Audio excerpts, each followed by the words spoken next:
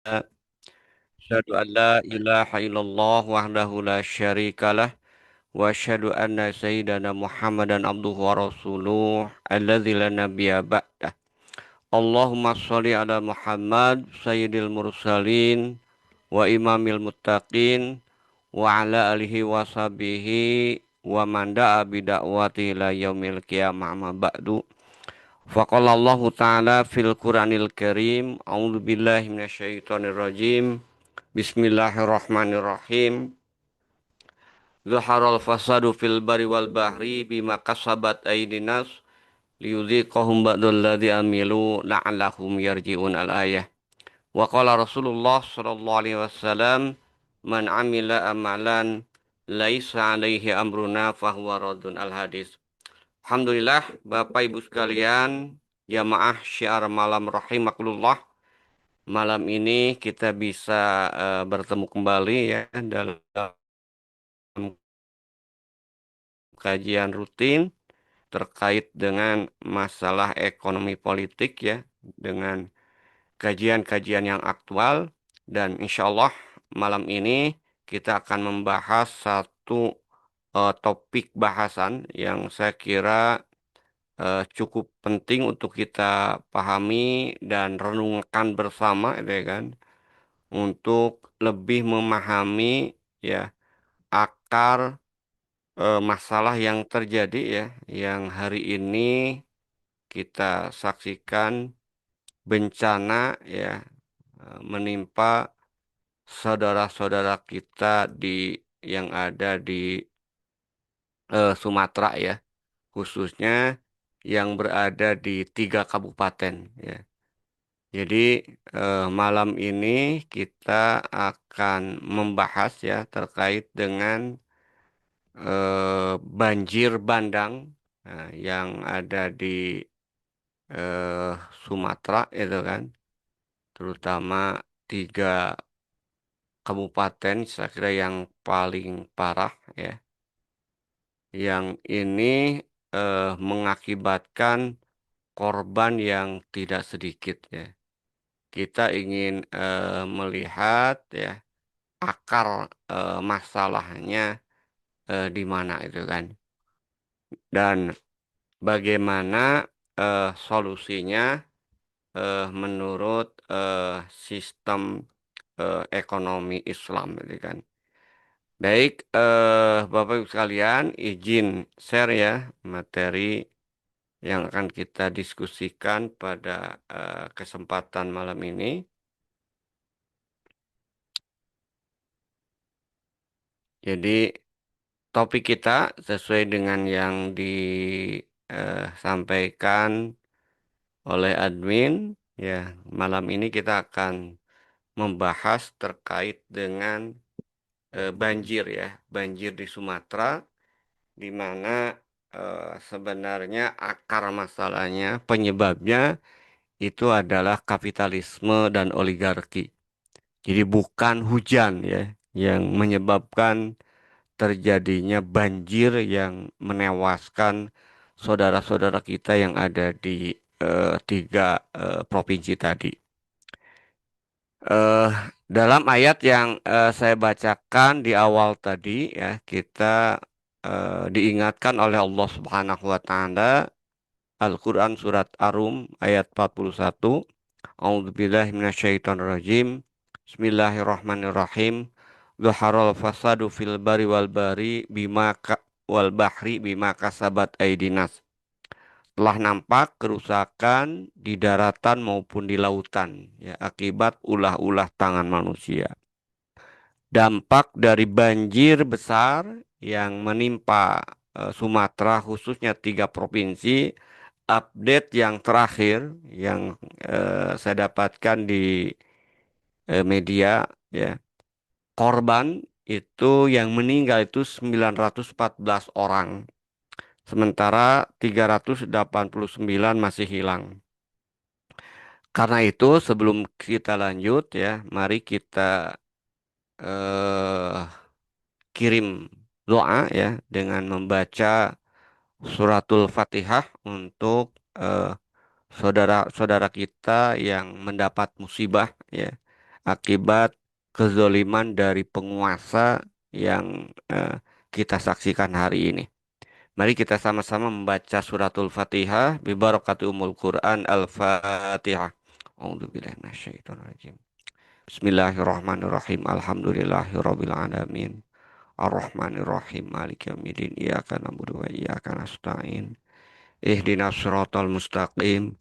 Siratal ladzina an'amta 'alaihim ghairil maghdubi 'alaihim waladdallin. Amin. Baik, Bapak Ibu sekalian, kalau kita melihat tadi ya kondisi bencana ya yang ada di Sumatera ini, kita lihat kondisi terakhir ya banjir itu melanda tiga provinsi ya, yaitu Sumatera Utara, di Sumatera maksudnya mulai dari Sumatera Utara, Sumatera Barat dan Aceh ya, dengan dampak yang sangat parah dan meluas ya kan. Sampai sekarang kita saksikan penanganan korban belum layak gitu kan. Bahkan pemerintah pusat masih enggan menetapkan ini sebagai bencana nasional ya. Nah, sehingga kita juga jadi bertanya-tanya itu ya, kenapa itu ya, kok saudara-saudara kita yang sudah mendapatkan bencana luar biasa, korban masih lamban dari pihak rejim ini untuk melakukan penanganan sampai kita saksikan korban terjadi di mana-mana. Tadi korban jiwa ini sudah mencapai 800 tadi lebih gitu kan. Dan ini akan saya kira kelihatannya masih terus bertambah gitu kan. Karena lambatnya ya eh, penanganan yang dilakukan oleh pemerintah ya. Sementara mereka sibuk melakukan pencitraan. Ini ironisnya itu kan. Mereka yang rakyat sudah ngap-ngapan butuh pertolongan, tapi mereka malah sibuk pencitraan, bahkan presidennya malah berkunjung ke luar negeri. Ini kan luar biasa itu kan. Ini begitu tidak pedulinya secara serius ya kan. Bahkan kebohongan kemudian muncul di mana-mana itu kan yang dilakukan oleh aparat oleh para pejabat ya kan. Yang terakhir misalnya BBM aman ternyata kosong, listrik masih banyak yang belum nyala gitu ya. Nah, di sisi lain tadi korban hilang masih banyak, masih di atas 300 ya. Kemudian infrastruktur dan pemukiman hancur. Jadi banjir ini bukan hanya kemudian mengakibatkan korban manusia, tapi juga merusak berbagai infrastruktur yang ada di daerah khususnya di tiga provinsi tadi. Nah, kita bisa melihat pada akhirnya bahwa bencana yang terjadi di Sumatera ini ya, itu adalah bencana yang sistemik ya. Jadi kejadian banjir menunjukkan bahwa masalah ini bukan hanya bencana alam yang tidak terduga sebenarnya. Karena kalau kita lihat BMKG itu sejak awal sudah warning bahkan akan terjadi curah hujan yang tinggi gitu kan. Tapi ya tadi gitu kan, respon dan persiapan dari rejim ini kemudian tidak serius gitu kan. Nah, karena kejadian ini atau bencana alam ini adalah bencana yang sistemik yang disebabkan oleh sistem ya akibat penerapan nanti kita lihat akar masalahnya yaitu sistem kapitalis, maka tentu kita juga harus memberikan solusi yang tepat. Solusi yang dilakukannya juga harus secara sistemik sebenarnya tidak bisa kemudian dilakukan secara parsial ya.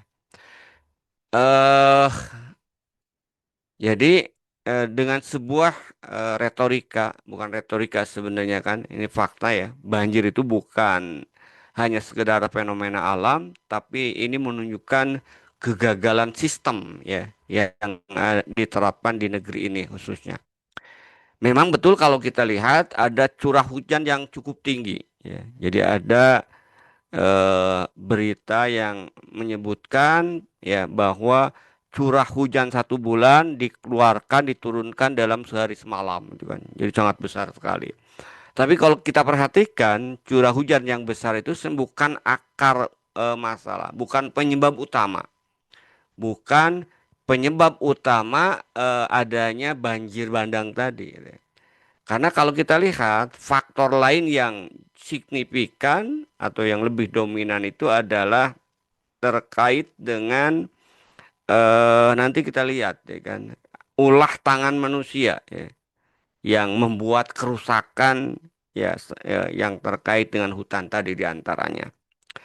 Jadi keliru atau salah ketika mengatakan bahwa penyebab banjir itu adalah karena hujan yang tinggi. Justru yang menjadi penyebab utamanya itu sebenarnya itu adalah deforestasi ya. Jadi eh, istilahnya itu penghilangan hutan ya. Jadi deforestasi yang masif mengurangi jumlah pohon yang dapat menyerap air hujan, memperburuk kondisi banjir. Penebangan hutan untuk lahan pertanian atau pembangunan menjadi salah satu sebab utama sebenarnya terjadi banjir tersebut. Dan kalau kita saksikan ini ya di data yang kemudian muncul di media sosial, sebenarnya kalau kita lihat nanti ya kerusakan hutan di Sumatera itu sudah luar biasa, termasuk juga di Kalimantan, ya kan. Nah, selama tiga menteri ini aja 2004 2017 itu kan, ternyata paling banyak mengobral ya izin untuk membabat hutan itu ternyata yang sekarang masih jadi menteri, yang kemarin pencitraan memanggul beras. Jadi saya lihat tidak punya rasa malu itu kan, pencitraan yang sangat centara itu kan, dengan membawa sekarung beras ya, seolah-olah apa istilahnya itu dia peduli itu kan, padahal kalau kita lihat kebijakannya itu sebelumnya itu yang menyebabkan banjir di masa pemerintahan Kementerian Kehutanan dipegang oleh Zulkifli Hasan. Kerusakan hutan itu mencapai di angka 16,4 juta hektar.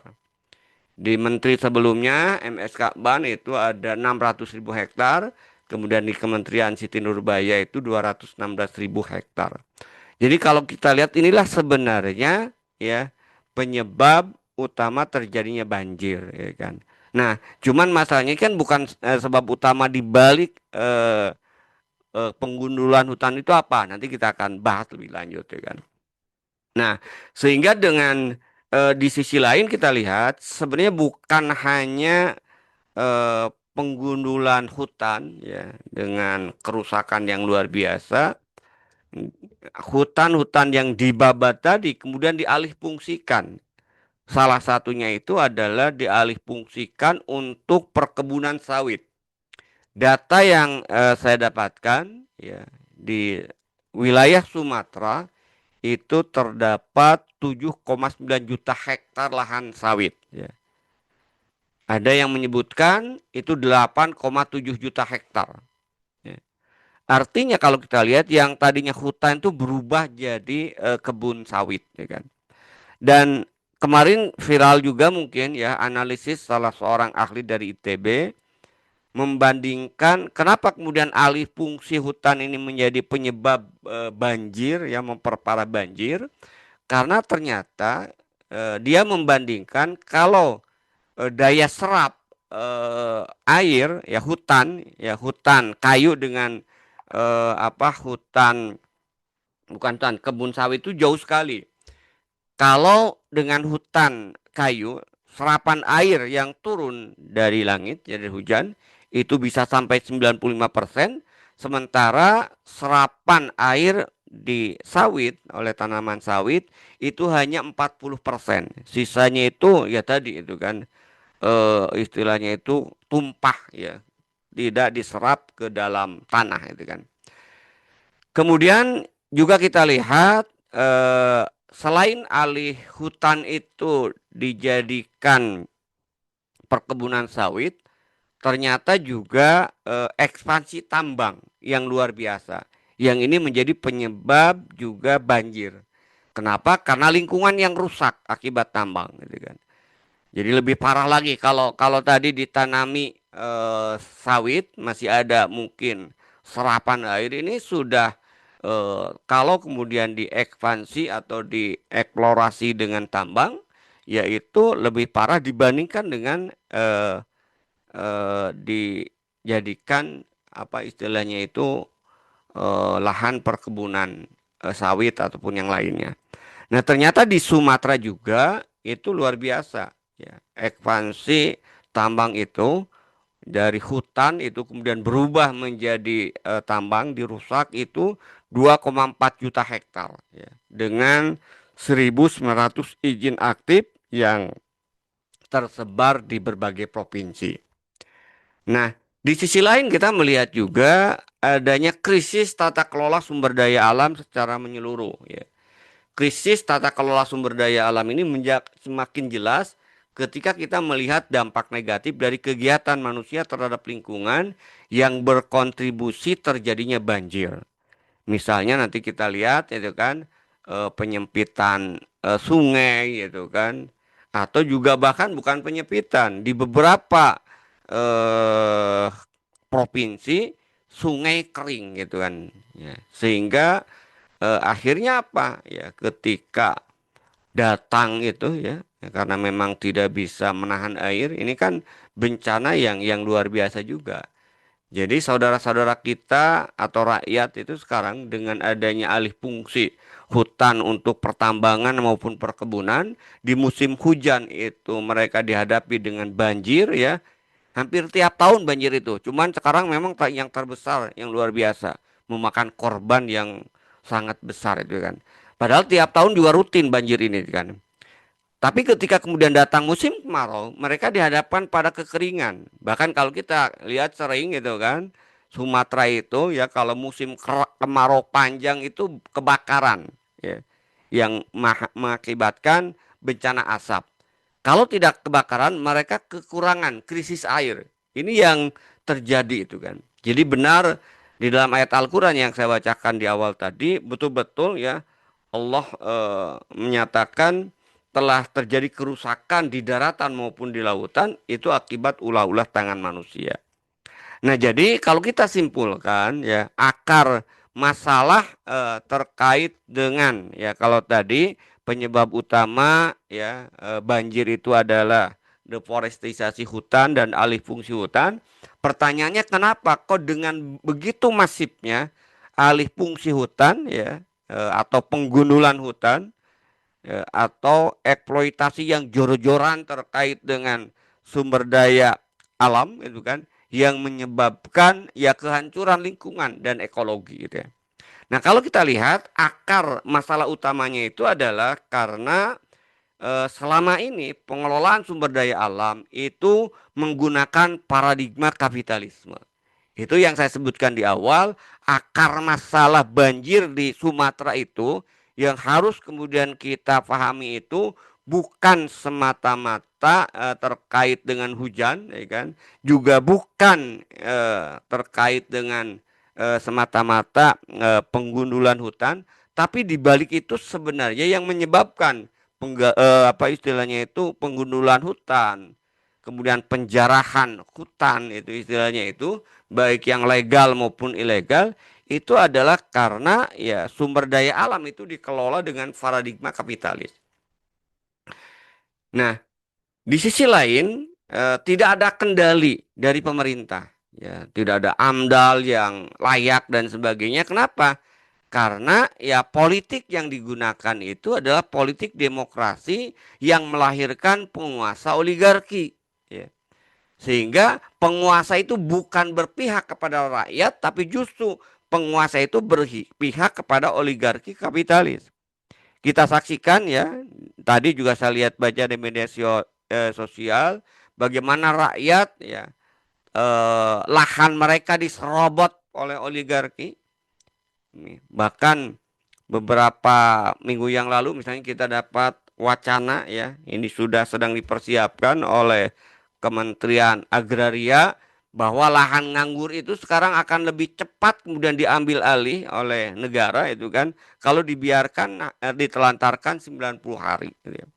Dan motivasinya kalau saya lihat bukan semata-mata memproduktifkan tanah itu kan, tapi saya lihat ya kalau kita kaitkan dengan undang-undang Omnibus Law dan lainnya, yaitu memang untuk mempermudah oligarki ya, mempercepat oligarki untuk apa? Untuk mengeksploitasi ya sumber daya ekonomi yang ada di tanah gitu kan. Ya.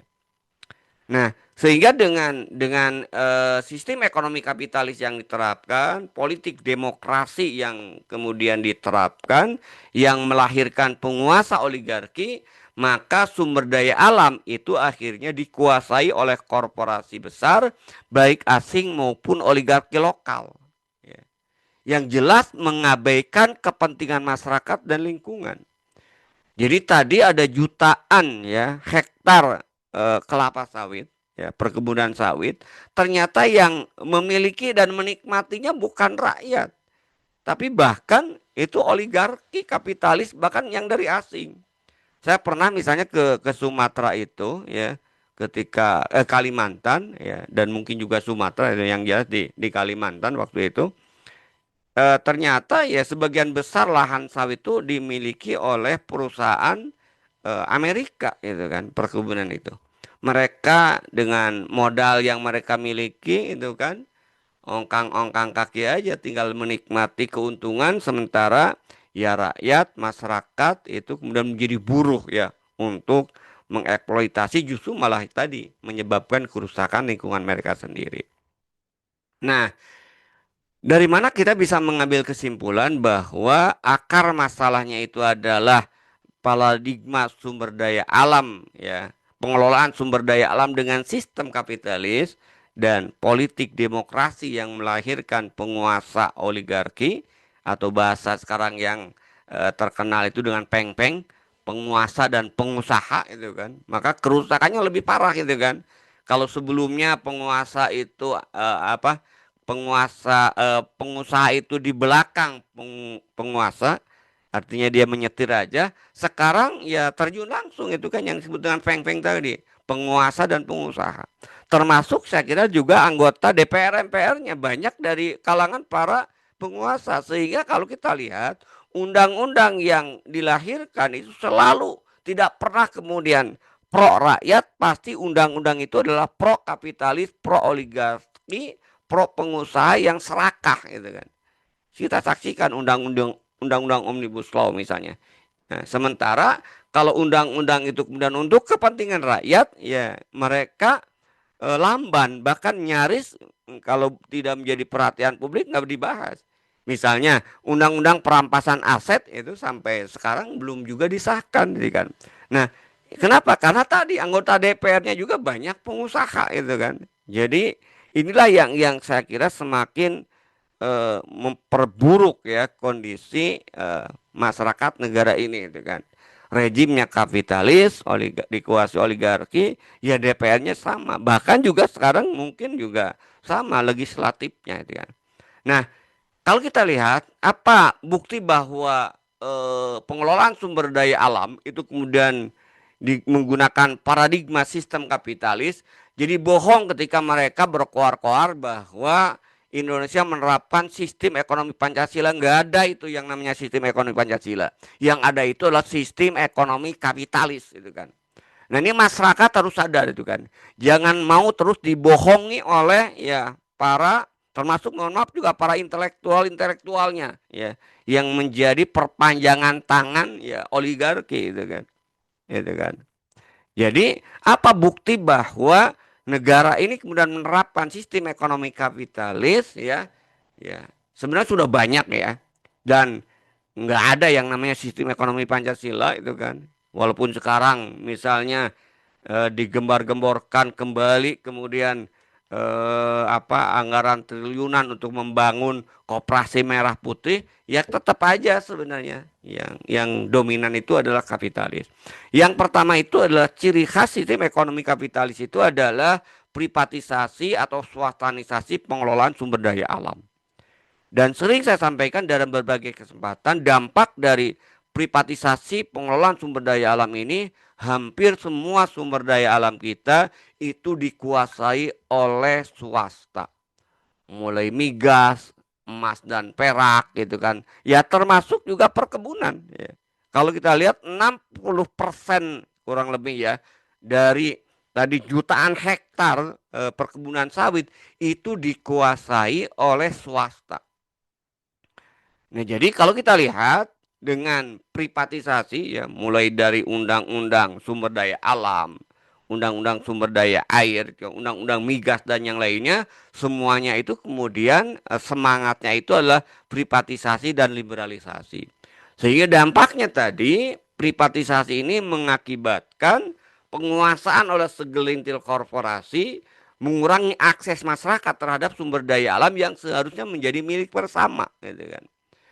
Kemudian yang kedua, karakteristik kapitalisme itu adalah eksploitasi besar-besaran. Karena yang ada di otaknya itu adalah keuntungan dan keuntungan, tidak peduli kemudian kerusakan lingkungan, mereka ya dengan bebasnya itu kan, dengan dalih untuk meningkatkan pertumbuhan ekonomi misalnya. Saya yakin dengan target pertumbuhan ekonomi 8% itu akan semakin besar juga kerusakan ya. Kenapa? Karena ya salah satu yang kemudian digenjot itu kalau bicara terkait dengan sumber daya alam yaitu tadi tambang yang kemudian dieksploitasi besar-besaran ya kan.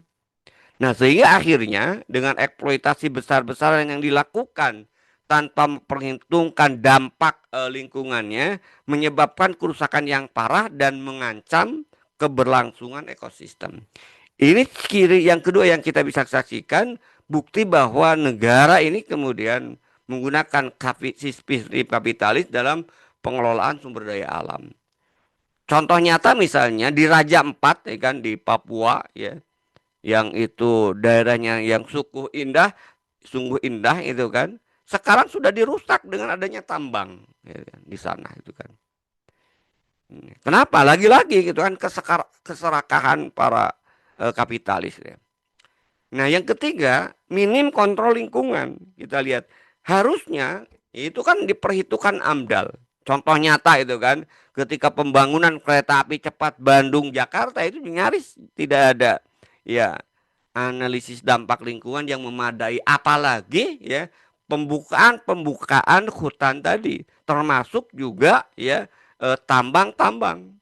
Maka kalau kita lihat kerusakan akibat ekspansi atau eksplorasi tambang itu sudah melahirkan lubang-lubang ya yang saya kira hampir tiap tahun juga melahirkan atau memakan korban ya, anak-anak yang tenggelam. Kenapa? Ketika mereka kemudian mengeksploitasi kan, dengan tambang tadi itu kan menimbulkan lubang ya yang akhirnya ya tadi karena tidak ada AMDAL, tidak ada juga kendali dari pemerintah ya dibiarkan ya akhirnya terjadi ya kerusakan yang luar biasa. Jadi pemerintah itu sangat minim untuk mengendalikan lingkungan ini ya. Kenapa ya? Karena ya tadi itu kan mereka tidak begitu peduli yang pada akhirnya tadi menimbulkan bencana ekologis. Nah, kemudian juga dengan dalih investasi itu kan. Jadi kalau sekarang disebut dengan rejim infrastruktur itu kan. Jadi negara tunduk pada kepentingan investasi sehingga apa tadi? Sehingga apa? Negara lebih sering berperan sebagai pelayan investor ketimbang melindungi kepentingan rakyat dan sudah pasti itu kan karena melayani kepentingan para investor maka rakyat diabaikan, lingkungan rusak kemudian dibiarkan ya yang pada akhirnya nyaris tidak ada tanggung jawab sosial ya kan. Nah, ini yang kita lihat ya kan. Dan yang terakhir kita lihat dalam sistem kapitalis ya, kita tahu bahwa prinsip ya ekonomi kapitalis yang sering kita dengar itu kan pengorbanan yang sekecil-kecilnya untuk mendapatkan keuntungan yang sebesar-besarnya. Atau prinsip ekonomi itu modal dengan sekecil-kecilnya dengan keuntungan yang sebesar-besarnya. Jadi orientasi mereka itu adalah keuntungan, bukan untuk kemaslahatan rakyat. Ya, nyaris itu kan. Nah, sehingga karena orientasi mereka itu adalah keuntungan, profit, ya kan, maka mereka bukan sering, pasti ya, mereka senantiasa mengorbankan lingkungan untuk profit, yang pada akhirnya tadi kita saksikan hari ini terjadi bencana alam yang luar biasa, ya. Baik yang banjir, walaupun tidak banjir, pencemaran lingkungan sering kemudian kita saksikan juga. Nah, ini bukti bahwa ya pengelolaan sumber daya alam kita itu menggunakan paradigma sistem ekonomi kapitalis. Nah, sehingga dampaknya kalau kita lihat terhadap lingkungan ya dengan paradigma sistem kapitalis tadi, ya kan, terjadi penggundulan hutan secara masif. Bayangkan tadi kan hampir eh, tiap tahun itu ribuan, ratusan ribu ya hektar ya hutan kemudian dibabat dengan alasan tadi proyek strategis nasional ataupun juga untuk eksploitasi tambang atau alih fungsi tadi untuk laut untuk perkebunan sawit ya kan. Dan akhirnya tadi ketika terjadi pengundulan hutan secara masif maka menyebabkan rusaknya daerah resapan air. Jadi kerusakan daerah resapan air yang menyebabkan penurunan kualitas dan kuantitas air tanah. Tadi saya katakan ya ahli ITB menyebutkan bahwa daya serap hutan itu 95% kalau hutan itu. Tapi kalau kebun sawit itu hanya menyerap air itu 40%. Tapi kalau kita lihat dampak dari pohon sawit ini ya, jadi air yang ada tidak terserap ketika musim kemarau dia itu kemudian butuh air yang banyak. Maka yang terjadi itu kekeringan biasanya di musim kemarau itu kan. Nah, sehingga lagi-lagi ya siapa yang kemudian yang dirugikan rakyat ya kan.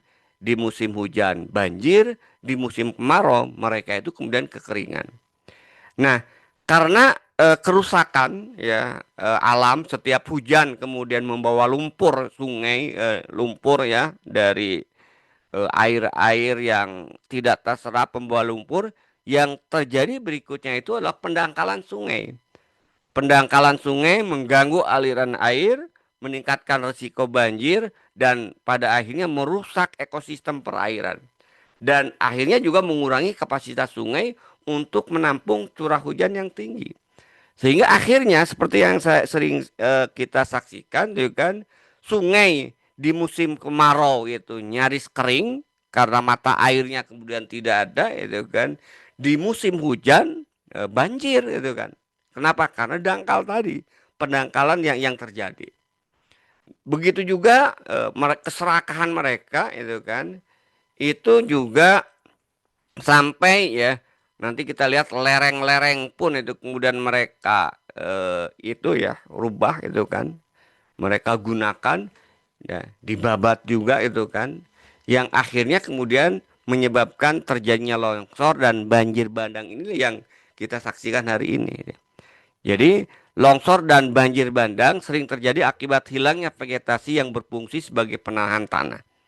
Dan ini tentu semakin memperburuk kerusakan infrastruktur dan pada akhirnya tadi dengan banjir bandang ini mengakibatkan korban jiwa yang tidak sedikit.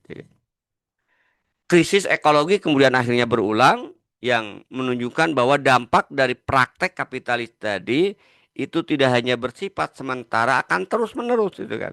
Ya. Jadi tiap hujan banjir ya kan. Tiap kemarau, kekeringan, bahkan kebakaran. Itulah akibat kerusakan sistem ekologis. Dan kembali lagi tadi akar masalahnya itu adalah karena penerapan sistem ekonomi kapitalis tadi.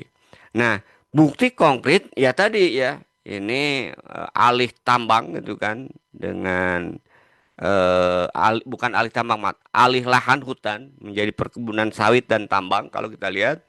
Jadi alih fungsi hutan menjadi perkebunan. Jadi hutan di Sumatera kita lihat tadi sudah ratusan juta hektar, ya puluhan juta hektar maaf itu kemudian dialih fungsikan menjadi perkebunan sawit ya. Sehingga tadi mengurangi luas hutan bahkan hampir habis gitu kan. Kemudian tambang terbuka tanpa reklamasi yang memadai itu kan. Kegiatan penambangan yang terbuka tanpa reklamasi ini sering dilakukan oleh perusahaan-perusahaan besar. Bahkan kadang-kadang biaya reklamasi ada tapi dimakan juga oleh oknum, dikorup atau juga tidak dilaksanakan. Nah, sehingga akhirnya apa? akhirnya menghilangkan tanah subur dan pada akhirnya meningkatkan risiko longsor. Pencemaran sungai akibat limbah industri hampir di berbagai, apalagi di kota besar atau juga di sungai-sungai yang ada di Sumatera maupun juga di Kalimantan, termasuk juga di Papua, itu sudah tercemar oleh limbah. Ya. Baik limbah, terutama limbah-limbah dampak dari penambangan. Ya. Nah, ini kan ya tadi ya membuat masyarakat itu akhirnya ya ditimpa kesulitan. Ada yang airnya akhirnya tidak layak untuk diminum karena pencemaran. Ikan yang kemudian ada juga akhirnya tercemar dengan logam berat. Inilah yang terjadi akibat tadi eksploitasi ya alih fungsi hutan kemudian menjadi tambang dengan eksplorasi yang terus-menerus kemudian dilakukan tanpa memperhatikan lingkungan. Akhirnya aliran air tersumbat dan terjadilah banjir. Nah, ini saya kira yang kita bisa saksikan. Nah, sekarang ya itu tadi ya prinsip kapitalis. Nah, yang kedua, akar masalahnya itu kan tadi sistem demokrasinya. Sistem demokrasi yang melahirkan negara oligarki, negara peng-peng tadi, negara yang dikuasai oleh pengusaha dan penguasa. Nah, apa peran negara dalam sistem kapitalis yang semakin kemudian istilah itu membuat kerusakan yang luar biasa? Yang pertama, peran negara itu mempermudah, memberi izin usaha. Jadi justru para oligarki yang untuk menjarah hutan itu dengan leluasa itu kan. Ada rakyat yang menghalangi lahan mereka kemudian diserobot dengan mereka dengan mudahnya mengerahkan tentara. Tadi saya lihat ada di media sosial bagaimana tentara itu menghalangi ya rakyat yang merasa tanah itu milik dia diserobot gitu kan. Ini kan akhirnya apa? Rakyat lagi-lagi dikorbankan. Kenapa? Dengan dalih menjaga iklim investasi, menjaga ya izin yang sudah kemudian diberikan oleh negara. Ya. Bayangkan tadi saya katakan ya, kerusakan hutan itu sudah jutaan hektar itu kan. Jadi di masa tiga kementerian aja itu kan, ini itu luas hutan yang dibabat ya. Tadi saya katakan di masa MS Kakban itu 600.000 hektar, di masa Zulkifli Hasan 164 juta hektar, di masa Siti Nurbaya 216.000 hektar. Ya.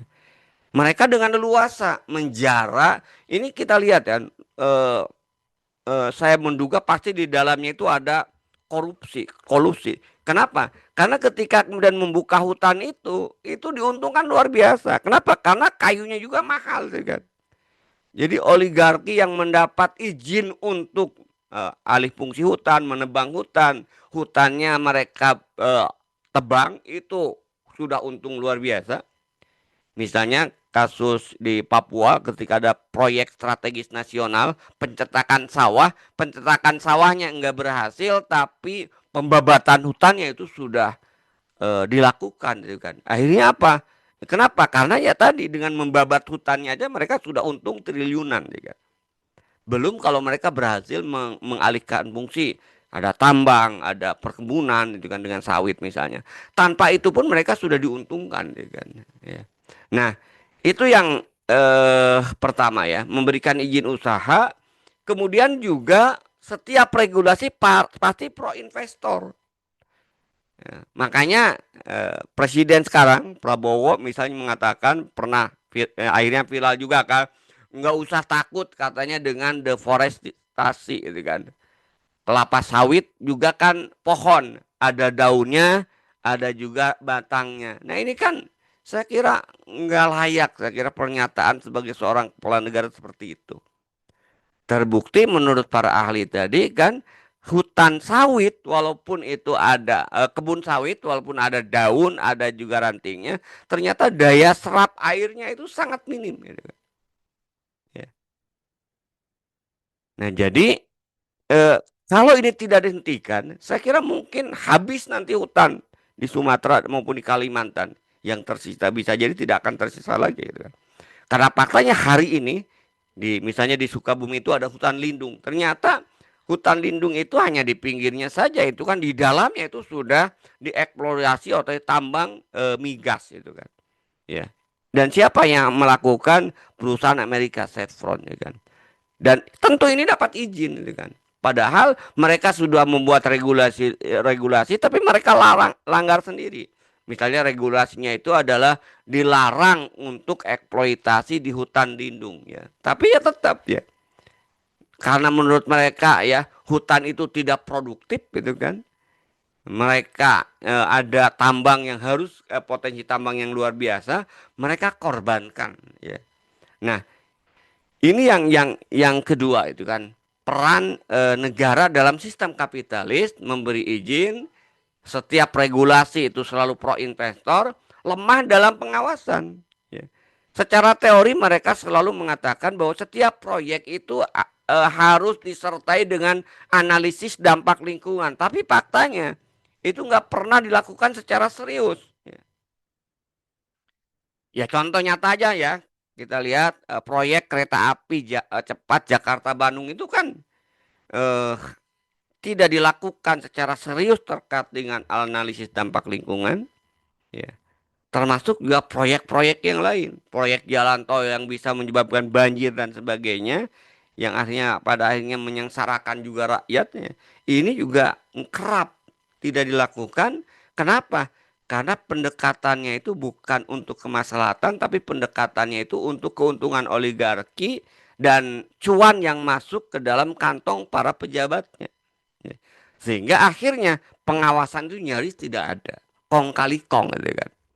Nah, lemah juga ketika ada pengawasan, ada yang kemudian ya kita tidak nafikan ada ya aparat-aparat yang masih kemudian jujur, nggak ada kemudian penindakan. Ya. Ini yang kita lihat ya kan. Jadi ya termasuk yang heboh, yang ngemplang pajak dan sebagainya nyaris tidak ada tindakan yang berarti gitu kan. Dan akhirnya tadi ya dengan peran negara yang sangat minimalis dalam pengelolaan sumber daya alam, ya diserahkan semuanya kepada swasta, regulasi kemudian pro kapitalis, maka pada akhirnya rakyat inilah yang kemudian menjadi korban akibat keserakahan kapitalis, akibat ya kekuasaan yang didominasi oleh oligarki.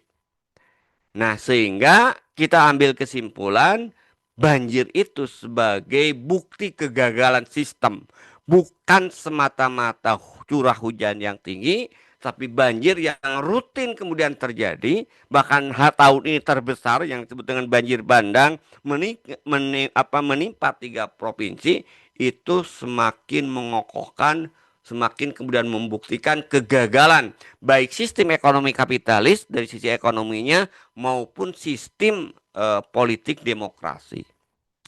Nah, lalu apa solusinya? Kita mau kemana itu kan? Jadi tentu tidak lain kalau di dalam ayat Al-Quran yang eh, saya bacakan di awal tadi, Zaharul fasadu fil bari wal bahri bima kasabat aidinas liyuziqahu ba'dalladzi amilu la'allahum yarji'un. Jadi ayat itu kemudian mengingatkan. Jadi dalam bahasa saya itu banjir bandang yang menimpa saudara-saudara kita di 3 provinsi tadi, saya melihatnya dari 2 sisi. Dari sisi rakyat yang kena musibah, yaitu mungkin musibah, ya, karena mereka tidak bisa mengelak gitu kan. Bahkan ketika mereka melakukan perlawanan, ketika hutan mereka, lahan mereka diserobot, akhirnya kemudian dikalahkan, ya kan. Di sisi lain, saya melihat bisa jadi ini azab ya, kepada penguasa, ya, ya, untuk penguasa itu kan. Makanya kita doakan aja gitu kan. Kalau mereka tidak taubat ya, kita doakan Allah memberikan balasan yang setimpal akibat kebijakan-kebijakan yang mereka yang menyengsarakan rakyat dan merusak ya juga lingkungan ini gitu kan. Dan kita doakan saudara-saudara kita yang mendapat musibah tadi ya, diterima amal ibadahnya oleh Allah Subhanahu wa taala, dan kita yang masih hidup ya, maka harus segera merubah kembali di dalam ayat Al-Qur'an tadi ya, liyudziqahum ba'dalladzi amilu la'allahum yarji'un, agar kita kembali kepada apa? Kembali kepada Allah, kembali kepada syariat Islam untuk mengelola sumber daya alam dan juga untuk menerapkan syariat Islam di bidang politik.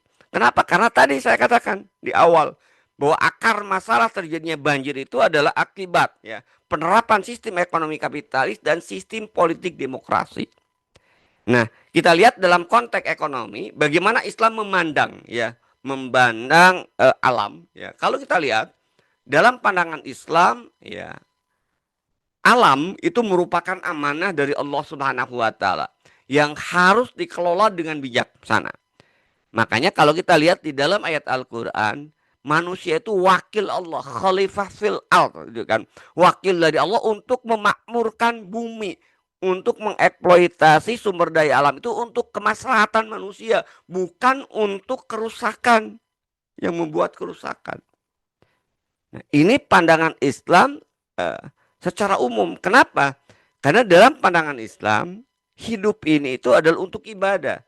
Ya, sehingga pengelolaan sumber daya alam pun diarahkan untuk ibadah, yang ibadah itu ya tadi salah satu tujuan eksploitasi sumber daya alam itu adalah untuk kemaslahatan umat ya. Nah, sehingga kalau kita lihat misalnya di dalam Islam itu kan luar biasa bagaimana Islam memandang gitu kan agar menjaga kelestarian lingkungan alam. Ini yang menarik gitu kan. Dalam salah satu hadis ya yang diriwayatkan oleh Imam Ahmad kalau salah ya. Rasulullah SAW menyatakan la tufsidu fil ard wa la taqta'u syajaratan fil harbi. Ini kan luar biasa. Rasul mengatakan janganlah kalian merusak di bumi ini, yang akan membuat kerusakan di muka bumi, dan janganlah kalian menebang pohon dalam peperangan. Bayangkan dalam kondisi perang aja itu dilarang menebang pohon. Artinya ya tadi itu kan biasanya perang itu kan untuk harusnya itu kan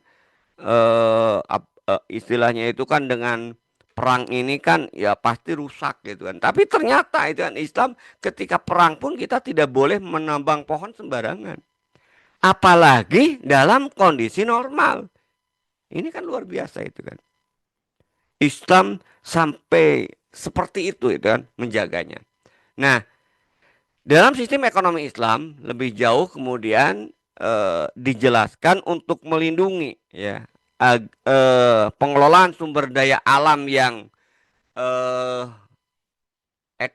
apa istilahnya eksploitatif yang merugikan, maka salah satu sarana untuk mengendalikan itu Islam membagi ya kepemilikan ya atau sumber daya alam yang ada di dunia yang Allah ciptakan itu dibagi menjadi tiga ya, yang diwujudkan dalam bentuk konsep kepemilikan di dalam Islam. Yang pertama ada yang disebut dengan milik individu ya. Jadi milik individu itu adalah ya barang ya yang bisa kemudian dimiliki oleh individu ya. Jadi misalnya ada tambang-tambang kecil yang bisa kemudian dimiliki oleh individu. Jadi kepemilikan individu dalam Islam memungkinkan individu untuk memiliki harta dan mengelola sesuai dengan syariat. Namun ini pun tidak bersifat mutlak, ya, tidak bersifat absolut, kan? Kenapa? Karena harus sejalan dengan kepentingan masyarakat dan lingkungan, gitu kan? Ya, termasuk juga kalau kita bicara terkait dengan tanah, misalnya, memang di dalam Islam tanah itu harus kemudian diproduktifkan sehingga ketika tanah itu nganggur maka hilanglah kepemilikan. Kalau dianggurkan maaf, kalau dianggurkan selama 3 tahun berturut-turut itu hilanglah kepemilikan terhadap tanah tersebut. Islam mendorong pemanfaatan tanah, tapi tidak dengan jalan merusak. Yang harus kemudian diperhatikan itu juga adalah kepentingan masyarakat dan lingkungan. Ya. Kemudian yang kedua ada milik negara. Ya. Milik negara biasanya itu ya infrastruktur yang dibangun oleh negara, ya. Sebagian mungkin sumber daya alam juga yang dimiliki oleh negara, semuanya itu dikelola oleh negara, oleh pemerintah untuk kesejahteraan rakyat. Nah, karena itu kalau kita lihat seperti yang pernah kita bahas dulu dalam kajian sistem ekonomi Islam, kitab sistem ekonomi Islam ataupun dalam kitab Al-Amwal fi Daulah Khilafah, kita lihat bahwa paradigma pengelolaan sumber daya alam oleh negara, paradigma itu paradigma riayah, ya. Jadi peran negara itu ya untuk mengurus rakyat. Jadi semua pengelolaan sumber daya alam itu ujungnya itu adalah kemaslahatan rakyat, kemaslahatan umat, bukan untuk kepentingan oligarki atau segelintir orang. Ya. Nah, termasuk dalam tadi mengelola milik individu, apalagi milik negara. Milik individu pun tidak boleh kalau di situ kemudian akan mengakibatkan kerusakan lingkungan. Itu nggak boleh juga, itu kan semena-mena gitu kan. Nah, apalagi jenis milik yang ketiga, ya, milik umum. Dalam pandangan Islam, sebagaimana hadis Rasulullah, al-muslimuna syuraka'u fis salasin fil ma'i wal kalai wan nar wasamanu haramun. Umat Islam itu berserikat dalam tiga hal, ya. Jadi air, ya, kemudian api atau energi dan hutan, ya. Al-kala itu kan. Nah, karena itu dalam pandangan Islam itu milik umum yang wajib dikelola oleh negara untuk kemaslahatan dan kesejahteraan rakyat, bukan untuk penderitaan rakyat. Hari ini eksploitasi sumber daya alam dengan prinsip swastanisasi dan liberalisasi tadi, alih fungsi hutan menjadi perkebunan sawit, mayoritas dikuasai oleh swasta, alih fungsi hutan untuk pertambangan, bukan untuk kesejahteraan rakyat, tapi hanya untuk kepentingan segelintir oligarki, sementara rakyat itu mendapat malapetaka dan bencana yang terus menerus. Nah, sementara kalau milik umum itu dikelola oleh rakyat, ya, tambang tadi itu kan, kemudian hutan, maka negara akan mengeksploitasinya. Profit bukan tujuan utama, tapi tujuan utamanya itu adalah kemaslahatan. Ya. Nah, sehingga maka negara akan terus menjaga itu kan untuk kepentingan dan kemaslahatan umat ya kan. Nah, tadi disebutkan ya dalam pandangan Islam, ya dalam hadis yang diriwayatkan oleh Imam Abu Daud, Rasulullah SAW bersabda, al-muslimuna syuraka'u fi salasin fil ma'i wal kalai wan nar. Maka dalam pandangan Islam, hutan, sungai, tambang itu milik rakyat. Jadi yang pemiliknya itu bukan negara, ya, tapi rakyat. Negara wakil dari rakyat untuk melakukan eksploitasi untuk kesejahteraan mereka, bukan untuk kesengsaraan rakyat. Ya. Karena itu, karena milik umum wajib dikelola oleh Islam, maka haram itu kemudian diprivatisasi. Nah, itulah saya kira prinsip-prinsip pengelolaan ya sumber daya alam ya dalam sistem ekonomi Islam. Nah, bagian terakhir lalu peran negara di mana dalam Islam ya. Kalau kita lihat ya di dalam Islam negara ya itu memiliki peran sentral.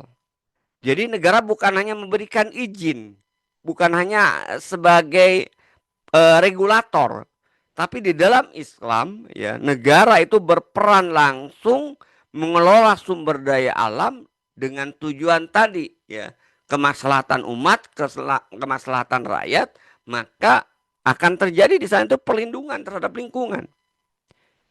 Jadi negara bertugas untuk memastikan bahwa kepentingan rakyat, kemaslahatan umat itu diutamakan, bukan semata-mata mengejar keuntungan dari eksploitasi dan eksplorasi sumber daya alam. Nah, jadi ini yang kita lihat peran negara di dalam Islam itu kan. Nah, jadi dengan menerapkan sistem ekonomi Islam ya, yang di dalamnya tadi betul-betul sangat peduli ya, karena dasarnya itu adalah akidah. Kalau disebutkan prinsip moral dan etika, orientasinya itu adalah kemaslahatan ya. Jadi dalam sistem ekonomi Islam berfokus pada prinsip-prinsip yang menjunjung tinggi nilai-nilai moral dan etika, baik dalam transaksi ekonomi maupun dalam pengelolaan sumber daya alam. Dan tadi saya katakan ini menjamin bahwa keuntungan yang diperoleh itu tidak mengorbankan alam dan kesejahteraan masyarakat. Ya. Kemudian orientasinya tadi kemaslahatan. Ya. Kemaslahatan dalam ekonomi Islam memastikan bahwa setiap kegiatan ekonomi memberikan manfaat bagi masyarakat yang luas, tidak hanya bagi individu atau kelompok tertentu. Ya. Makanya ya ada memang orang liberal itu luar biasa itu kan merusaknya itu kan. Jadi sempat viral juga ada orang liberal yang mengatakan bahwa kita tidak boleh anti mining, anti tambang. Memang Islam tidak anti tambang gitu kan. Karena sumber daya alam itu memang diperuntukkan untuk manusia, tapi untuk kemaslahatan umat, bukan untuk keserakahan para oligarki gitu kan. Nah, hari ini itu kan kita lihat ya, rejim ini luar biasa itu kan untuk membungkam ormas Islam, misalnya ormas Islam kemudian dikasih jatah untuk menambang. Akhirnya apa? Di antara mereka rebutan, istilahnya itu ada sindiran, pengurus ormas Islam sekarang banyak yang tarik tambang ya, ikut-ikutan rebutan itu kan. Di sisi lain juga ketika mereka mengeksploitasi ya, itu akhirnya mereka tidak kritis. Kerusakan itu kemudian tidak bisa dikritisi oleh mereka, oleh ormas Islam. Kenapa? Karena mereka juga menjadi salah satu pelakunya. Gitu kan. Inilah kerusakan ketika sumber daya alam diserahkan kepada swasta. Makanya di dalam Islam tadi dikelola negara. Ormas tidak boleh gitu kan. Harus negara, apalagi swasta, apalagi asing gitu kan.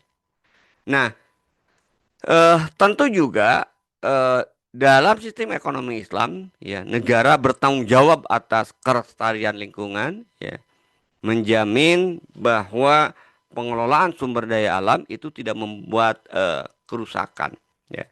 Apa implementasinya? Ya, maka negara di dalam Islam itu ketika mengelola hutan itu akan senantiasa istilahnya itu ketat, tetap menjaga keseimbangan ekosistem dan mencegah terjadinya penggundulan, ya kan. Mungkin tebangnya itu sistemnya itu berkala itu kan. Tumbuh, tebang, tumbuh gitu kan. Itu gitu. Kenapa? Karena eksploitasi itu kepentingan rakyat, kepentingan umat, ya. Bukan untuk merusak gitu kan. Kemudian juga sama tambang ya. Kalau misalnya justru dengan dieksploitasi tambang akan mengakibatkan terjadinya kerusakan yang membawa bencana, bisa jadi tambang itu kemudian dihentikan. Ya. Atau tidak usah dikelola.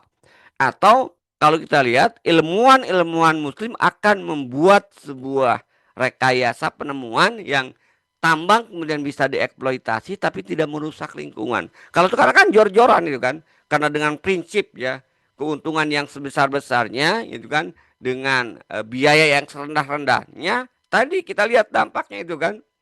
Lubang-lubang tambang kemudian tidak direklamasi itu kan. Kalaupun direklamasi itu tidak memadai dan lebih parahnya ada dana untuk perbaikan juga kemudian dikorup, ini kan semakin parah gitu kan. Nah, tentu ini tidak akan terjadi ya kalau negara kemudian menerapkan sistem ekonomi Islam. Pencegahan pencemaran sungai, sungai akan dijaga itu kan dari pencemaran melalui sama regulasi yang ketat dan juga ditingkatkan kesadaran masyarakat ya. Makanya nanti tidak ada misalnya membuang sampah sembarangan yang mencemari kemudian sungai gitu kan. Kemudian jelas juga nanti akan dibuat tata ruang yang berbasis dengan syariat ya. Yang tata ruang yang direncanakan untuk kepentingan masyarakat, kemaslahatan umat bukan untuk keuntungan semata-mata itu kan. Jadi itulah barangkali ya yang bisa saya sampaikan dalam kesempatan pagi ini, malam ini, mohon maaf ya, terkait dengan eh, bencana ya, bencana banjir di Sumatera, akar masalah ya, serta solusi. Solusinya tidak lain adalah kembali pada aturan Allah sebagaimana ayat yang saya bacakan di awal tadi ya, di mana Allah Subhanahu wa taala menekankan ya, mengingatkan dan sekaligus juga harus menjadi bahan renungan kita bersama ketika Allah menyatakan Duharal fasadu fil bari wal bahri bima kasabat aidinas, telah nampak kerusakan di daratan maupun di lautan akibat ulah-ulah tangan manusia, liyuziqahum ba'dallazi amilu la'alahum yarji'un, agar bencana tadi bisa mengembalikan manusia kepada Allah Subhanahu wa taala. Dalam konteks Islam berarti dalam konteks sumber daya alam, mudah-mudahan bencana tadi menyadarkan umat Islam, tokoh umat untuk mencampakkan sistem ekonomi kapitalis, mencampakkan sistem demokrasi kapitalis yang melahirkan penguasa dan pengusaha yang atau dominasi oligarki kembali kepada syariat Islam yang diterapkan secara kafah. Cuman tadi sering saya sampaikan dari berbagai kesempatan, syariat Islam di bidang ekonomi misalnya bisa diterapkan secara kafah, itu membutuhkan institusi yang sejalan dengan sistem ekonominya. Institusi apa? Institusi yang akan menjadi payung bagi penerapan syariat Islam secara kafah yang tidak lain adalah khilafah Rasyidah ala minhajin nubuwah. Jadi mudah-mudahan banjir yang menyebabkan korban ratusan ini mengingatkan umat dan tokoh umat agar kita betul-betul kembali kepada Allah Subhanahu wa taala ya, mencampakkan sistem ekonomi kapitalis, mencampakkan sistem demokrasi kapitalis, kita kembali kepada syariat Islam ya, baik di bidang ekonomi maupun juga di bidang politiknya.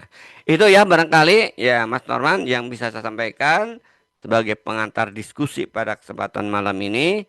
Saya kembalikan ke Mas Norman. Assalamualaikum warahmatullahi wabarakatuh. Waalaikumsalam warahmatullahi wabarakatuh. Ya, Alhamdulillah, syukron Ustadz. Kita telah dipaparkan atau dijelaskan terkait seputar kajian politik ekonomi aktual, kapitalisme dan oligarki penyebab banjir Sumatera. Nah, ini Alhamdulillah kita buka sesi diskusinya, tanya jawabnya buat Bapak Ibu yang ingin bertanya.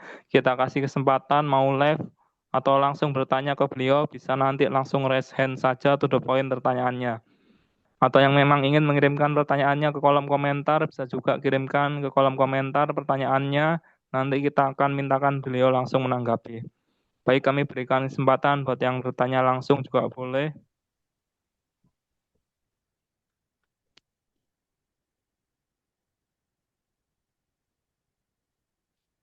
Ini sudah ada pertanyaan yang masuk, Ustadz, di kolom komentar. Baik, saya bacakan, Ustadz, dari Ibu atau Kak Yahya Komaria. Ustadz izin bertanya, sepintas dengan ada hutan kan kurang pemanfaatannya, tapi kalau diganti dengan tanaman sawit seakan nyata keuntungannya. Apa yang harus diluruskan dalam hal ini? Karena sering dilontarkan masyarakat pada umumnya. Iya, jadi kalau kita perhatikan kekeliruannya itu adalah melihat keuntungan dan manfaat itu hanya sepintas, tidak dengan penelaahan atau perhitungan yang matang gitu kan. Padahal kalau kita perhatikan ya dengan perhitungan yang matang ya, kita akan melihat bahwa ketika terjadi alih fungsi ya, hutan itu kemudian menjadi apa istilahnya itu kebun sawit ya, ya maka kerugiannya itu kita lihat saksikan hari ini kan ya. Bukan hanya rugi secara materi, bahkan nyawa manusia pun menjadi korban, gitu kan. Jadi itu yang saya lihat yang tidak dipahami ya. Jadi hanya sepintas aja.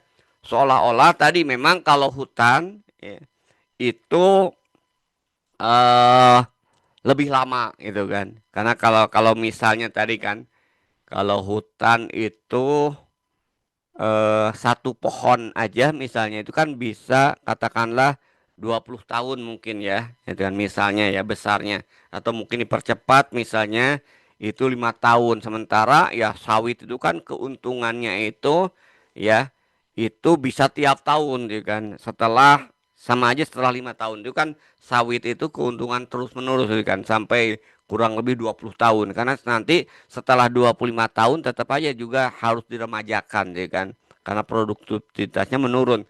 Tapi kan itu hitungan ekonomi itu kalau kemudian dihitungnya secara komprehensif kerugian dari ekosistem, kerugian tiap tahun banjir atau kemudian kebakaran akibat ya tadi kan akibat alih fungsi lahan tadi itu yang tidak pernah dihitung gitu kan. Ya. Padahal kalau kita lihat hitungnya secara komprehensif, maka kita akan temukan bahwa alih fungsi ya tanpa perhitungan. Makanya nanti ya bukan berarti tidak boleh ada lahan sawit, bukan ya kan. Tapi harus kemudian seimbang. Berapa hektar misalnya dibuka untuk lahan sawit, berapa hektar yang harus kemudian dipertahankan sebagai hutan, ya kan? Nah ini yang ini sekarang tidak ada semuanya itu dibabat aja semua diganti dengan sawit inilah yang menyebabkan terjadinya bencana tiap tahun seperti yang saya katakan di awal tadi kalau musim hujan itu banjir ya kalau musim kemarau kalau tidak kekeringan dan kebakaran itu kan bencana asap itu kan sering terjadi itu kan bencana asap atau juga kemudian kekeringan. Nah ini yang kadang-kadang ya karena ini adalah dampaknya makro ya kerugiannya adalah kerugian negara ya bukan kerugian individu bukan kerugian perusahaan maka perusahaan oligarki tidak pernah memikirkan ini gitu kan kenapa karena bagi mereka ya, bagi nafsu mereka yang penting untung sebesar-besarnya nggak peduli ya kerugian bagi rakyat dan umat ya. Itu nggak ada di otak mereka. Jadi ketika mereka para oligarki atau ya tadi ya perusahaan yang membabat ya hutan pernah saya sampaikan sebenarnya pembabatan hutan atau baik yang legal maupun ilegal ya kan yang legal juga ya karena izin negara dianggap legal gitu kan ya padahal juga tetap aja merusak sama itu kan nah sebenarnya ketika mereka melakukan eksplorasi itu ya ketika mereka menebang hutan kerusakan sudah pasti bagi masyarakat tapi keuntungan bagi oligarki sudah sangat nyata jadi ketika ada saya pernah membaca tulisan yang menarik gitu kan ketika ada proyek strategis nasional dengan pembukaan lahan 1 juta hektar sawah yang dibuka itu adalah hutan. Hutannya digunduli, mereka dari menggunduli hutannya aja itu udah untung ratusan triliun. Karena kayu itu kayu-kayu yang bagus dan cukup mahal itu kan.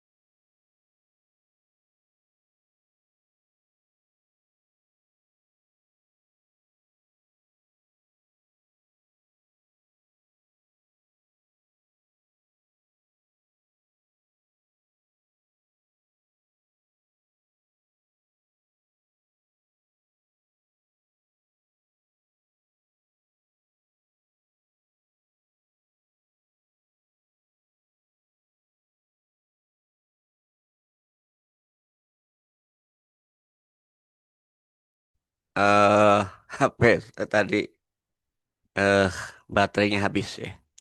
Baik, kembali ya. Saya nggak tadi ya.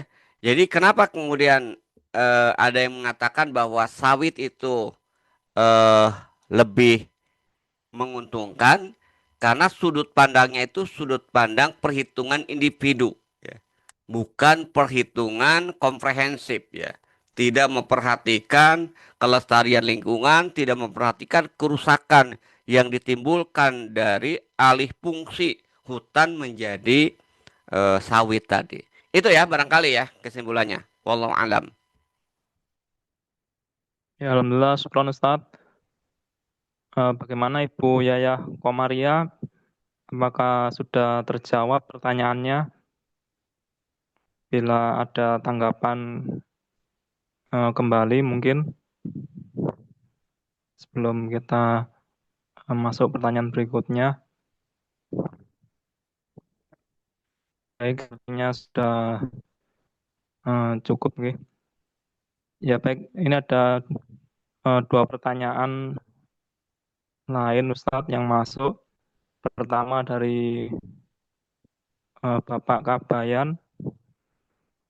Mengapa kita mengutuk orang Mengapa kita mengutuk orang atau sekelompok manusia sebagai rakus, penyebab bencana, dan sebagainya? Namun enggan mencegah dengan tangan atau kekuasaan yang dimiliki. Apakah karena selemah itu umat hari ini? Nah, ini menarik Ustadz. Bagaimana tanggapannya Ustadz? Kita mengutuk sekelompok manusia sebagai rakus, penyebab bencana, dan sebagainya. Ya, ya ini kan kalau kalau kita lihat ini kan konteksnya dakwah gitu kan, mengingatkan.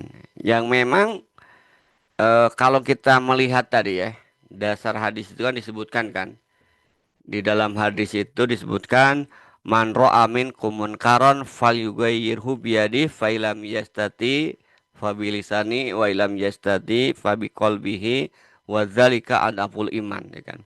Jadi kata Rasulullah, barang siapa yang melihat kemungkaran maka cegahlah kemungkaran itu dengan tangan ya. Yang kedua, cegah kalau tidak mampu dengan tangan, cegahlah kemungkaran itu dengan lisan. Kalau tidak, maka cegahlah kemungkaran itu dengan hati. Nah, yang sekarang berkoar-koar mengutuk tadi itulah salah satu aktivitas amar ma'ruf yang dilakukan dengan lisan. Kenapa? Karena kalau dengan tangan itu ya kita nggak bisa itu kan. Kita akan berhadapan dengan ya tadi itu kan kekuasaan ya oligarki ya kan nggak bisa itu kan sekarang itu memang kalau dalam konteks dakwah itu ya lisan bukan ngomong ya ya tapi bagi mereka yang mungkin ya muslim yang ada di kekuasaan nah itulah tugas mereka itu kan sementara kita yang bukan berada di kekuasaan justru tugas kita dengan lisan ya.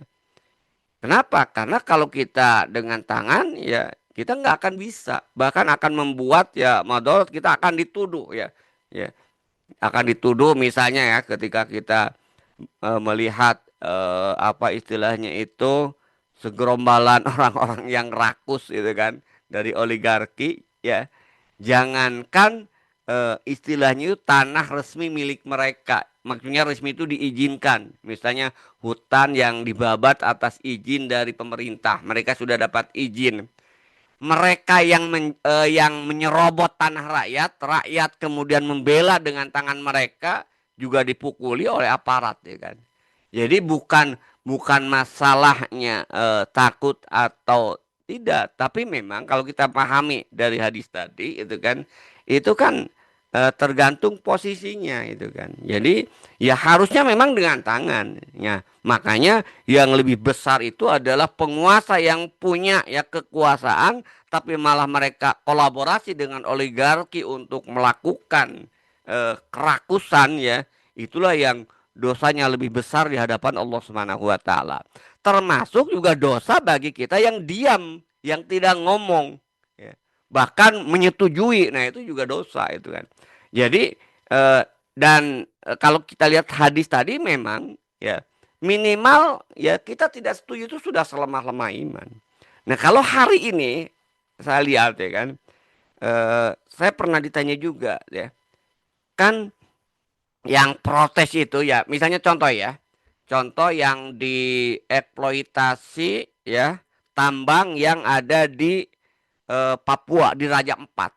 Ya, saya pernah ngobrol punya juga teman yang ada di sana itu kan dapat informasi ya ternyata yang protes itu LSM ya ternyata sebagian masyarakat di sana malah mendukung agar dieksploitasi. Kenapa kemudian mendukung? Sebenarnya bukan mendukung secara tulus. Mereka tidak ada pilihan lain agar bisa bertahan makan, ya kan?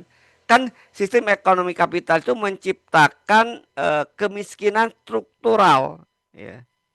Jadi dimiskinkan oleh sistem, akhirnya apa? Ketika mereka dimiskinkan, mereka ada tidak pilihan lain.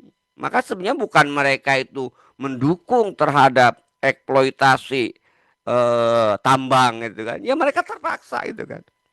Bahkan ketika mereka akhirnya menjadi buruh gitu kan. Misalnya itu kan para petani ya yang dulunya mereka memiliki lahan, lahan itu kemudian diserobot oleh perusahaan, akhirnya mereka menjadi buruh bukan karena kesadaran, karena tidak ada pilihan lain agar mereka tetap hidup gitu kan. Jadi itu yang saya kira itu ya. Jadi bukan bukan apa istilahnya ya mungkin selemah iman tapi mungkin juga dipaksakan oleh kondisi ya tapi memang tidak sedikit juga orang yang tidak paham. Problemnya itu di kesadaran ya dan pemahaman ya kan. Itu ya barangkali wallahu alam. Ya, alhamdulillah Ustadz. Terima kasih, jazakallah. Berikutnya Ustadz, ini agak panjang pertanyaannya. Saya bacakan pelan-pelan Ustadz. Ini dari Bapak Sidul. Mohon izin Ustadz. Mengapa sebagian umat Islam zaman now maunya hanya merujuk kitab Al-Quran dan hadis secara langsung, bukan menggali hukum-hukum Islam dan menerapkan totalitas Ustadz? Apakah karena kemunduran taraf berpikir sedemikian parah, pemikiran yang jumud atau rendah, hegemoni pengaruh asing begitu kuat mengalahkan cahaya Islam, tergesa-gesa ingin cepat memperoleh hasil dan melihat dampak, solusi Islam langsung terlihat tanpa memakan waktu proses lama. Misalnya umat ingin mampu membaca Al-Quran dengan baik dan benar, mampu menjelaskan Al-Quran dengan sederhana dan bisa dipahami oleh banyak orang, tapi enggan memahami, menerapkan syariah, muamalah, dan hukum-hukumnya. Bahkan ada kiai karismatik yang mengatakan karena sudah bukan hidup di eranya para mujtahid mutlak, bahkan bukan pula era mujtahid mazhab, maka setiap muslim saat ini wajib bertaklid kepada salah satu mazhab empat. Saat sekarang para ulama yang menguasai rukun dan syaratnya ijtihad pun hanya boleh berijtihad pada perkara kekinian yang tidak didapati di era para empat imam mazhab. Misalnya hukum dan prosesi tentang bayi tabung yang boleh dan yang haram. Untuk rukun dan syarat ijtihad buka kitab-kitab usul fikih. Nah, bagaimana Islam menjawab problematika umat kekinian yang maunya serba cepat dan instan, Ustadz? Ya, Ya, saya ngerti lah arah pertanyaannya. Pertama ya ada sebuah fenomena ya dari kelompok tertentu seolah-olah dalil itu hanya Al-Quran dan Sunnah gitu kan. Mereka tidak memahami gitu kan atau pura-pura tidak tahu bahwa sumber hukum Islam itu bukan hanya Al-Quran dan Sunnah. Nah, mereka yang berpendapat bahwa sumber hukum Islam itu Al-Quran dan Sunnah itu adalah ustadz kelompok yang paling mudah membid'ahkan. Nah, itu kan, membid'ahkan ya kan. Padahal kalau kita lihat ya, sumber hukum Islam itu ada empat. Ya, kesepakatan para ulama bahkan juga sudah terjadi di masa Rasulullah itu kan. Yang namanya sumber hukum Islam itu bukan hanya Al-Quran dan Sunnah, tapi ada yang disebut dengan kias dan ada ijma sahabat. Nah, ini yang mereka nggak ngerti atau pura-pura nggak ngerti itu kan. Seolah-olah kembali kepada Quran Sunnah itu hukum Islam itu ada Quran dan Sunnah. Sehingga dengan mudahnya kalau tidak dicontohkan oleh Rasul bid'ah itu kan. Kalau sesuatu yang baru yang tidak ada zaman Rasul bid'ah itu dengan mudah. Kenapa? Karena mohon maaf karena kebodohan atau memang karena ada tujuan politik. Ya. Dan salah satu yang kemudian tujuan politik kelompok ini biasanya disebut dengan kelompok Wahabi ya, bukan Salafi. Saya nggak suka misalnya dengan kelompok gitu. Tapi yang sering disebut dengan kelompok Wahabi itu kan kalau kita lihat misalnya kelompok ini kan sangat-sangat keras ya untuk menuduh membid'ah-bid'ahkan, sementara mereka tidak pernah membid'ahkan misalnya sistem kerajaan yang kemudian sekarang diadopsi oleh Arab Saudi gitu kan. Ya, tapi ya kalau untuk urusan ibadah, oh bid'ah bid'ah. Mereka nggak pernah kemudian mengatakan sistem demokrasi itu bid'ah. Mereka tidak pernah mengatakan sistem kerajaan itu bid'ah gitu kan. Nah ini contoh itu kan. Jadi saya lihat betul tadi itu kemunduran berpikir ya. Akibat ya mereka tidak memahami bahwa hukum Islam itu sumber hukum Islam itu bukan hanya Quran Sunnah, tapi ada dua lagi, ada ijma dan kias ya kan. Nah. Dan itu juga dicontohkan oleh Rasul sendiri itu kan, ya. Tentang qiyas ya, tentang kemudian juga nas lain itu kan ada ijma itu kan. Nah, itu yang pertama.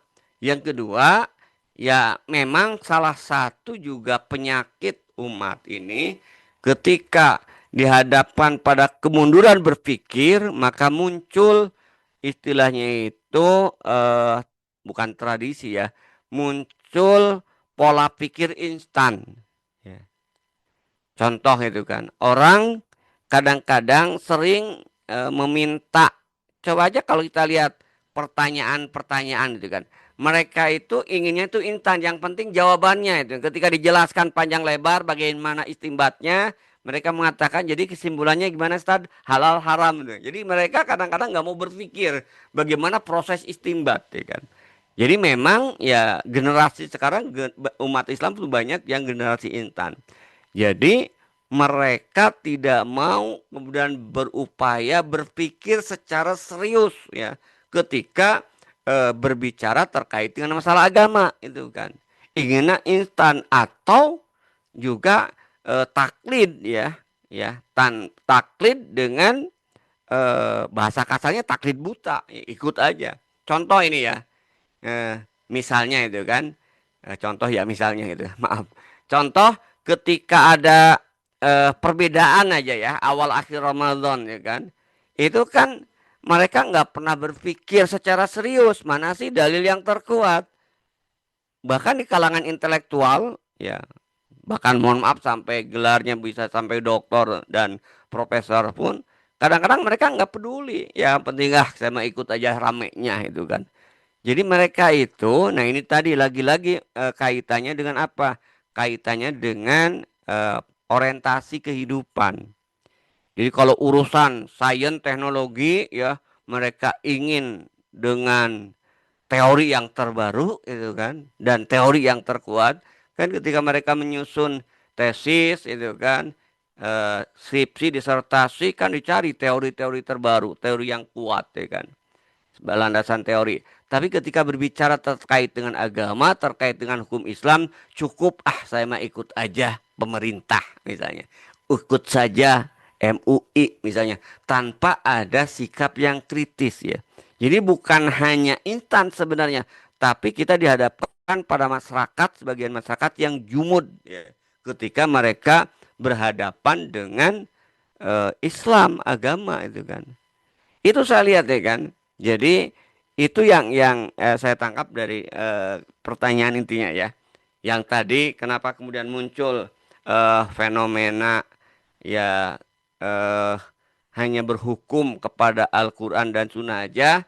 Mereka itu lupa atau pura-pura lupa atau memang tidak tahu atau ada tujuan politik tertentu itu kan bahwa hukum Islam, sumber hukum Islam itu bukan hanya Al-Quran dan Sunnah, ada juga ijma dan qiyas gitu kan. Nah, sehingga tidak setiap apa yang tidak dicontohkan oleh Rasul itu belum tentu bid'ah gitu kan. Nah, ini kan dengan mudah mereka mengatakan bid'ah gitu kan. Tapi lucunya kalau sesuatu itu yang tidak dicontohkan oleh Rasul ya, ya, tapi itu kaitannya dengan politik misalnya, mereka nggak pernah muncul kata-kata bid'ah. Kita belum pernah dengar dari mereka yang mengatakan bahwa sistem kerajaan itu bid'ah. Itu nggak pernah, itu kan. Itu contoh itu yang pertama ya. Yang kedua tadi, kenapa kemudian masyarakat berpikir instan? Ya karena menurut saya tadi ya, masyarakat umat Islam banyak yang sudah berpikir jumud dan pragmatis gitu kan. Orientasi mereka adalah dunia, bukan kemudian betul-betul orientasinya itu untuk ibadah kepada Allah Subhanahu wa taala. Itu ya barangkali wallahu a'lam ya.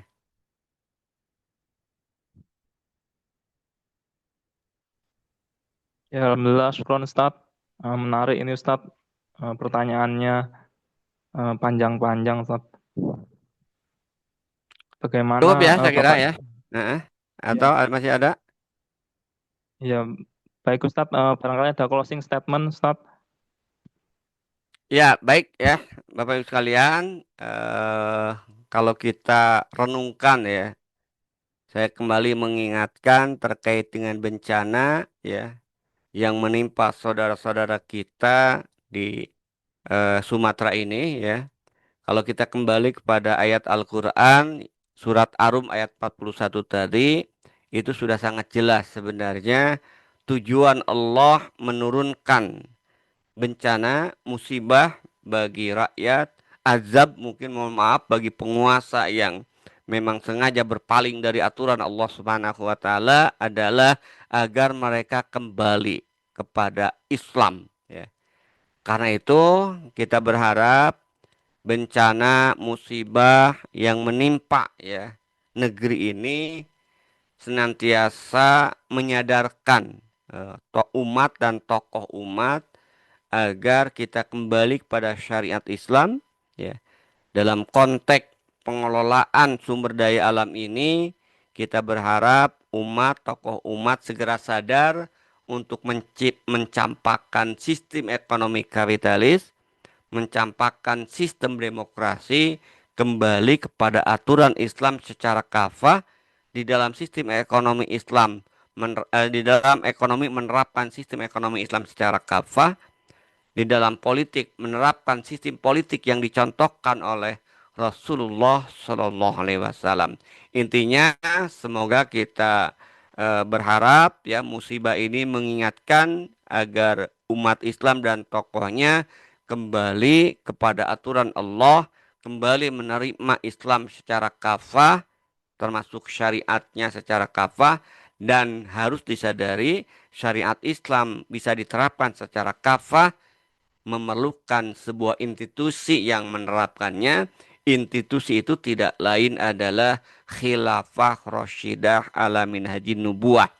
Mudah-mudahan bencana ini mengingatkan kita semua perlunya tadi institusi yang peduli terhadap rakyat, institusi yang peduli terhadap kemaslahatan umat dalam mengelola sumber daya alam, yang tidak lain itu adalah sistem khilafah tadi. Itu barangkali ya Mas Norman, Bapak Ibu sekalian yang bisa sampaikan. Kurang lebihnya mohon maaf. Billahi sabilil haq. Wassalamualaikum warahmatullahi wabarakatuh. Waalaikumsalam warahmatullahi wabarakatuh. Ya, alhamdulillah, syukron Tats atas waktunya, atas maklumatnya juga merefresh